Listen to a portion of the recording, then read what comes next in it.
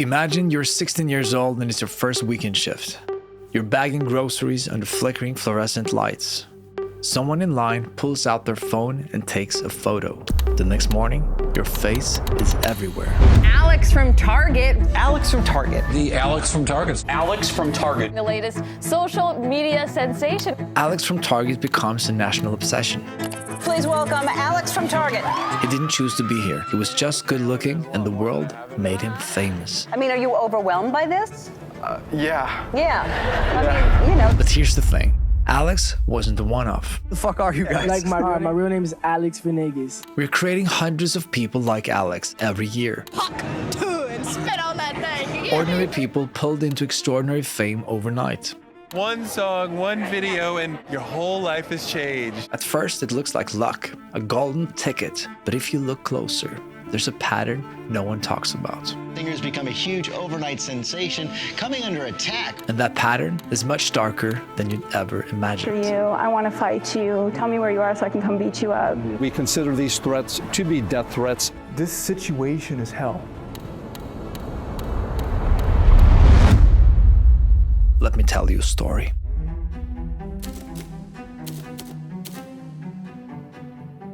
Hey guys, it's Rebecca. Welcome to my official YouTube channel. It's the night before my new video premieres online right here. In 2011, a 13-year-old girl convinces her mom to spend a few $1,000s on a music video. A friend of mine had done this song and music video whole thing, and she gave me the info. I basically just went in and recorded my vocals, and then they did what they wanted with them. The local recording studio runs it as a side hustle. Everyone can walk in, record a song, shoot a video, and experience what it feels like to be a pop star. I brought my friends all in it, and we spent a day shooting it at my house. If you haven't been living under a rock, you've probably heard this song before. Rebecca Black, Friday. On Friday, February 10th, 2011, it was uploaded to YouTube. For almost a month, nothing happened. I had no expectations for what the video was gonna do. The most that I expected was that it'll go out and then my grandma will maybe see it and then I'll move on with my life. It gathered only a few views from classmates, family, and friends. And then suddenly, everything changed. 16 million hits online and climbing. 2 million downloads last night alone. It's obviously made Rebecca Black an instant hit. She is now totally famous. But there was a problem. The song didn't spread because people liked it. It spread because people were mocking it. 7 a.m. waking up really horny, gotta be fresh talking about downstairs. I see my friends. Hey, Rebecca. Kicking in the front seat. 6 a.m. waking up in the morning, gotta go outside to do a prank. Thursday's the day before Friday, the day after Wednesday. And that's what turned a fun school project into something much darker. To have so many people say almost anything that you could have ever imagined to me at such a young age, everything that I thought about myself went out the window. Headlines, videos, endless discussions about why the song was the worst thing ever uploaded, aimed at a child who had done nothing wrong. What's the meanest thing you've read that maybe hurt you the most? I hope you cut yourself, and I hope you get an eating disorder so you'll look pretty, and I hope you go cut and die. You're so fat, you'll never be pretty, you suck at singing, I hope you go die. FBI is involved in investigating some of the death threats. Rebecca pulled back from school. Her mental health deteriorated. CNN's iReport website briefly carried a fake story she was pregnant at 13. I felt like this was my fault and I shouldn't have done this and this is all because of me. I became unbelievably depressed and trapped. The very attention that was supposed to launch a career became something she had to survive. It took years of therapy for Rebecca to even begin separating her own identity from a joke everyone made of her. And then, quietly, something happened. Rebecca Black just kept working. She rebuilt her image from the ground up. Friday released, get this, just over a decade ago. How could we forget? Now Rebecca Black is back and transformed. In 2023, she released her debut album, Let Her Burn. For the first time, people began to respect her as an artist. Rebecca Black. She even played a DJ set at the famous Boiler Room. And at the end of the night, the crowd danced to the same song that made her famous.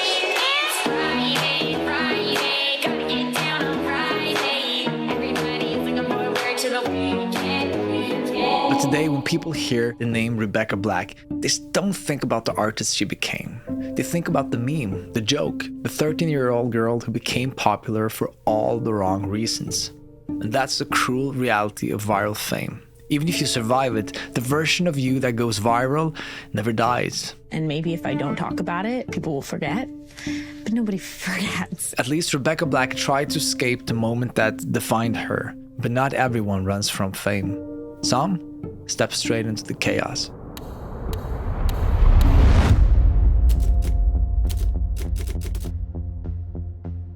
It's October 12th, 2021. A video is being posted straight from a swimming pool in Florida. Island boy, and I've been trying to make. Oh, I'm an island boy. I'm a just island boy. Within 48 hours, the video had millions of views. By the end of the week, it was everywhere. Island boys are taking over the nation right now. Because I'm an island. I'm gonna keep it like an island boy. I'm just trying to make. I'm an island boy. So who the fuck are you guys? Alright, my real name is Alex Venegas. Okay, you? Frankie Venegas. And how old are you guys? I'm 20. Two brothers who became famous overnight. At first, it looked like a breakthrough. They leaned into it. Posting constantly, doing interviews, trying to turn the attention into cash. Now I'm 20, but like when I was like 13, 14, 15, 16, 17, like all my whole teenage years, I was in and out of jail, or I just stayed in jail for like 2 years. Before they got famous, they used to steal cars. We know about that type of crime, right? The street type of crime.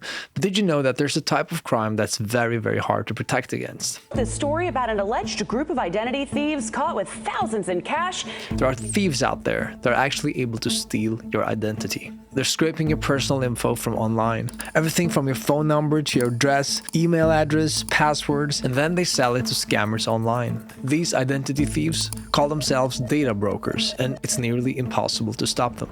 Unless you use Incogni, because Incogni automatically contacts over 420 data brokers on your behalf, and then they get them to remove your data. Yes, you can contact these data brokers yourself, but I have no clue where to start. Incogni knows exactly who they are, how to contact them, and how to get them to remove your data. The only thing you have to do is to sign up, give them your basic info, and they get to work. Unfortunately, this is such a high-paying form of crime, so this is a continuous effort, but Incogni will keep looking after your data for you. And if you know of a nasty website that holds your personal information that Incogni hasn't captured automatically, you can send it to them and they will help you get that data removed. So if you want to protect your personal information and your personal data, Incogni has graciously given you, my viewers, 60% off their annual plan by clicking the link incogni.com/AsaPark. It's also in the description. So be safe, people.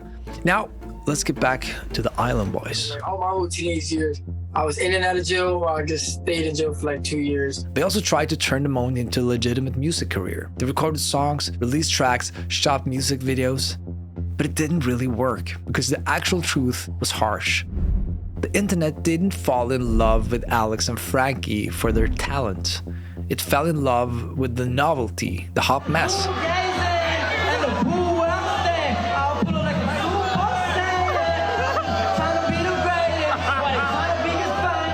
It wasn't something they could intentionally repeat. They were warned it wouldn't last. I think you guys take all of your jewelry assets and invest it in something, so you guys will never ever be broke again. I don't need financial advice, but I probably make more money than you. But that was me being nice. It wasn't me being like an asshole. I could be an asshole. I could turn it up and be an asshole. Go talk to somebody else. It's not gonna go in your favor. But look, no, it could go in my favor. They felt invincible. My security will whoop your security, and I'll beat the shit out of you right now. Whoa. What you gonna do about it? By early 2022, the algorithm had moved on. The tension dried up, and the Island Boys faced a real question. What now? So they do the only thing they know how to. They escalate everything. Start posting more frequently, more provocatively. Hey, but look what I just got. Look at the red interior. I'm on mama. Stop playing, vet. I'm on mama's mind, yeah. Then the kissing video appeared. Two brothers on camera kissing each other. What's going on with the shit that's with you two kissing each other and shit? Bro, shut your ass up before I break this. Hey, yo, that ass, I would love to see you try that. Bro, what are you talking about? I would love to see you try that. And strangely, it works briefly. The video was shared. People reacted. When I think about making out with my sibling, and it just really sounds unappealing, how did you get over that? Were you disgusted by the idea at first? Like, how did you feel about it? I mean, we're twin brothers. We came out the womb together. We grew up together. It's not really disgusting if it's twins. The spotlight continued to fade. They became more and more desperate. We don't do that over here. You're in the wrong app. Just letting you know. In the end, they launched OnlyFans. And I don't want to tell you what they post today. I'll leave that for your imagination. But trust me, their story gets darker every single day. Found himself behind bars. He's a member of the Island Boys rap duo. Inside their car, they say they found powdered fentanyl on a credit card that was in the console. The Island Boys believed that attention meant something. They thought the likes and the shares were proof that they had made it. But not everyone who goes viral is a joke. Some people make it because they possess actual talent, and they make it because of it. But when that attention slips away, the fall is often so much further.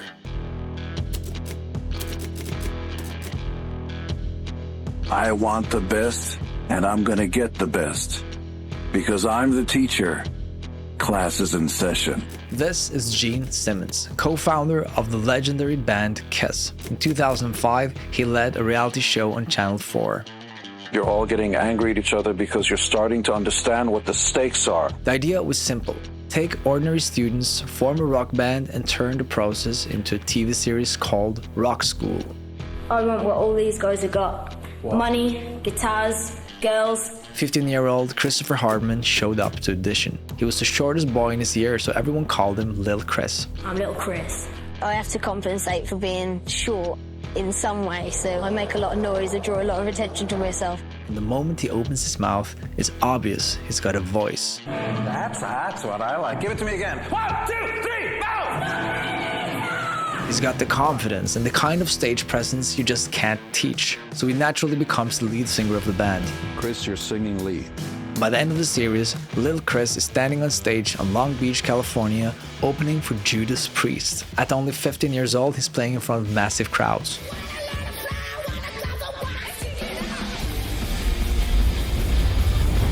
Back home, his working-class parents believe they've given their son the ultimate opportunity. But they have no idea what they've actually handed him. My life's been turned upside down. It's amazing, and now I'm in this recording studio in London. I can't believe it. Within weeks of the show airing, Chris signs a record deal with RCA Records. In September 2006, his debut single, Checking It Out, hits number 3 in the UK charts, followed by albums, tours, television appearances, and even his own TV show on the BBC. Hello and welcome to the Little Chris Show, brought to you by me, possibly the coolest person in the world, Little Chris. But the momentum doesn't last forever. By his early 20s, the calls stopped coming. The momentum was gone, and suddenly nobody needed him anymore. Yeah. So what do you think happened? I don't know. I thought they were really good.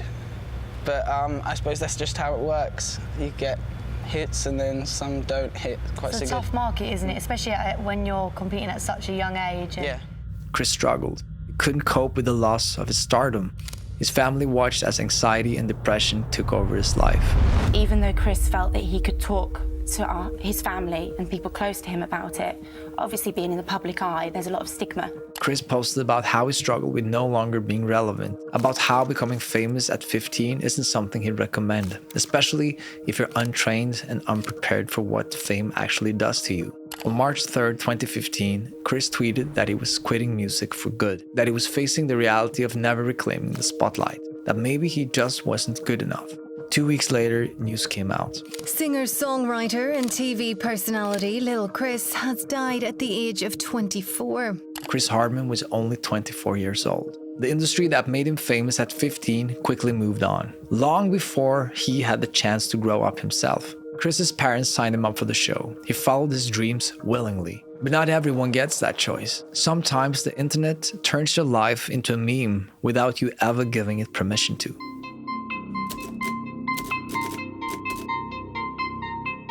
horrifying moments for a woman who woke up to a strange man in bed with her. The woman screamed. Her brother rushed in to help and tried to fight the offender off. Obviously, we have a rapist in Lincoln Park. In 2010, Antoine Dodson is standing outside his apartment complex in Huntsville, Alabama. A local news crew just showed up because someone broke into his sister's bedroom. We gonna find you. I'm letting you know now, so you can run and tell that. Antoine is angry. He's not performing. He's emotionally reacting to the situation. Within minutes, it became a viral internet sensation, taking over popular sites like Facebook and YouTube. And then someone auto-tunes it. He's climbing in your windows. He's snatching your people alive. The Bed Intruder song explodes online. It even charts on the Billboard Hot 100. It goes platinum, selling over 1 million times on iTunes. Suddenly, Antoine Dodson is famous. So I'm like, wow, this song went platinum on an accident. Imagine what I could do on purpose. And that's why I started going into the studio, writing my upcoming album. It comes out at the end of the summer, and it's called On Purpose. But he's not famous for surviving something dramatic, for protecting his family. He's famous because the internet decided that his genuine fear was entertaining. Obviously, we have a rapist in Lincoln Park. And for a brief moment, it looks like an opportunity. Interviews, appearances, money rolling in. But Antoine was just a flavor of the week. Antoine was left holding on to a moment that the internet had already moved past, and trying to live up to a public identity he never really asked for. The same pattern would repeat again and again. According to the apartment manager, the fire started in a woman's home who is wheelchair bound. In 2012, Sweet Brown escapes a terrifying apartment fire and gives a short interview while still coughing from the smoke inhalation. Then I ran out. I didn't grab no shoes or nothing, Jesus. I ran for my life. And then the smoke got me. I got bronchitis. Ain't nobody got time for that. The internet turns her into a catchphrase. Ain't nobody got time for that. Ain't nobody got time. Ain't nobody got time. Ain't nobody got time for that. Oklahoma City woman has become one of the latest internet sensations. The clip was everywhere. That catchphrase became part of our common language. Mom, you're viral. You 2 million in 2 days.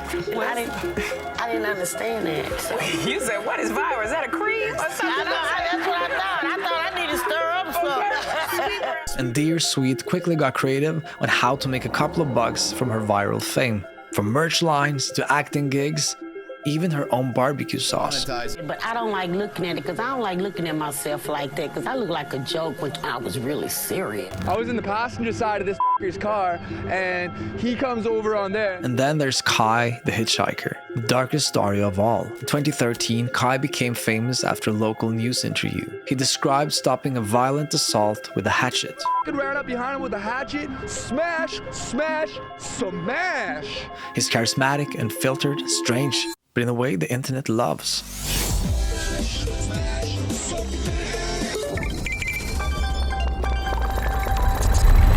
Kai was invited on talk shows. Welcome, Kai, welcome. How are you? Excellent, how about yourself? I'm doing good, thank you. Recognized everywhere. How did it make you feel, though, being this viral sensation? I'm not a virus. I'm a sensation. I'm Kai. Pulled into the spotlight without any kind of support system. He said that he struggled with the sudden attention. And less than a year later, Kai was arrested for murder. Well, now, a few months later, the internet sensation is in jail, suspected of murder. He claims he was drugged and then sexually assaulted. And he was over top of me, and he shoved me into the bed, and I was trying to get him away from me. I couldn't get him away. And even though he claimed he was acting in self-defense, he was sentenced to life in prison. Known as Kai the Hitchhiker, has been sentenced to 57 years in prison. Different people, different circumstances, similar outcomes. Because the internet really doesn't care about these people. It doesn't care about their stories. It only wants to meme until it gets bored. In the future, everybody will be world famous for 15 minutes. Andy Warhol once said, everyone would love to be famous for 15 minutes. And maybe he was right. What he never touched on, though, was what happens when those minutes end.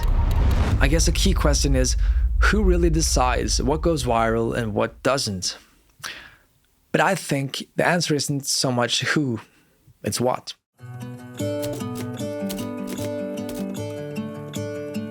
The Disney Channel has begun its nationwide search for talented youngsters. For most of modern history, fame followed the system. If you wanted it, you had to go to the right people. Record labels, casting directors, talent scouts, people whose entire job was to say no to everyone. I don't mean to be unkind, but you have one of the worst singing voices. That system was brutal, but it did something important. It filtered. It trained. It prepared you for what came next. It was essentially impossible to get famous by accident. You had to earn it. And by the time you got there, you'd built the skills to survive it. Then everything changed. All right, so here we are in front of the elephants. Cool thing about these guys. Suddenly, everyone had a camera. Everyone had a platform. At first, this felt as progress, an even playing field, lower barriers to entry. Everyone could now build an audience on their own. I can do this on my own, in my bedroom, upload it, people can enjoy it. But what we didn't predict was another effect. You see, the algorithm doesn't care about skill or talent. It only cares about one thing: engagement.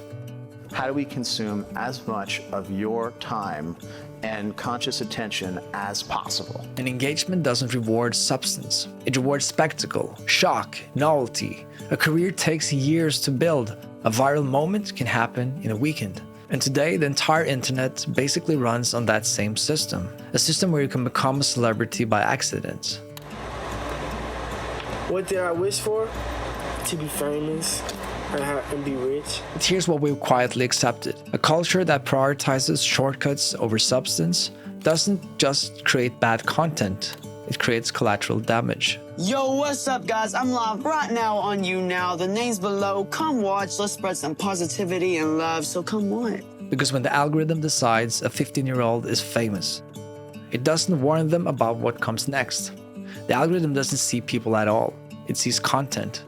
And content has no feelings, no future, no need for protection. And it's true that a small number of people actually do manage to turn sudden attention into something lasting. We can point to some rare cases, people who survive the spotlight long enough to define themselves beyond it. But those stories, they are the exceptions, not the rule. Somewhere along the way, we stopped seeing people in viral videos as humans. Instead, they became content. And I want to say this especially to the young people out there. A viral hit isn't success. It feels like success, but it isn't. It's usually fake and it usually won't last. And when your 15 minutes of fame fade away, well, you're left to deal with the leftovers alone. And I think that's the real problem here, and it's a problem that we should be talking much more about. Again, thank you for watching the video to the end. Also, check out Incogni through the link in the description. Use that link because then people will know we sent you. And if you want to do us a small favor, the only thing we will ask for is to check out this video. Speaking of memes, Nickelback turned into a huge meme in the early 2000s. This is one of the best ones we've made, so I think you will like it. Check it out and check it out now. Ciao.